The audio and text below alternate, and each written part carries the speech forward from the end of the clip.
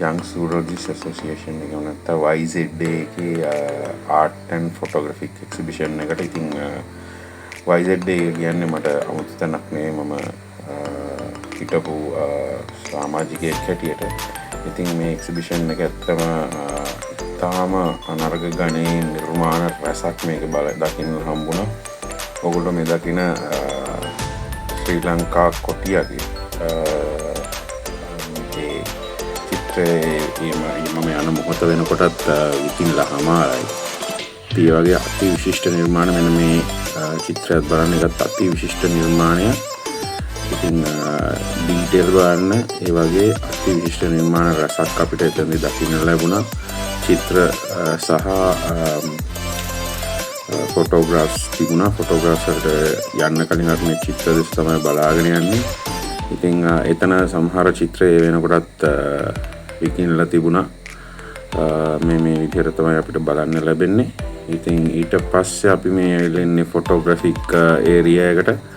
මේ විදිහට photographs second floor එකේ දාලා තිබුණේ. මේ ඉන්නේ අපේ පුංචි පුතා අපේ එතන ඉන්න YZ එකේ නව පරපුරේ සමාජිකාවක් එක්ක සහ එතන ඉන්න තවත් අපේ පුතෙක් එක්ක සෙල්ලම් කරන අවස්ථාව. ඒක බලලා ඉවර වෙනවත් එක්කම ඒකේ මැද තට්ටුවේ අපිට දකින්න හම්බුණා මෙන්න මේ වගේ ඩේවිඩ් පේන්ටර් මහත්මයාගේ චිත්‍ර සහ තියෙන කෞතුකාගාරයේ අසලම තවත් නිර්මාණකරුවන් රැස්කරගේ චිත්‍ර අපිට බලන්න අවස්ථාව ලැබුණා. ඉතින් ඒකත් අපි ඒ ගමම බැලුවා.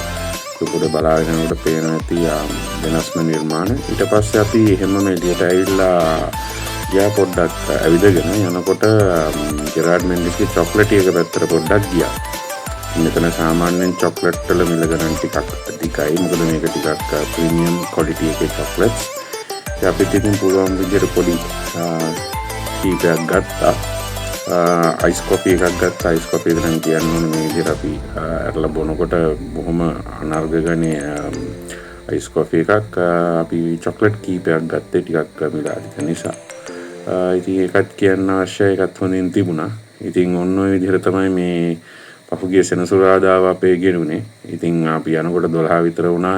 ගෙදර එනකොට මම හිතන්නේ 4 විතර වුණා. ඉතින් චූටි පුතත් එක්ක ගියා. ඉතින් ගිහිල්ලා මේ අපි එළියට බහින මොහොත චොක්ලට් එකකින්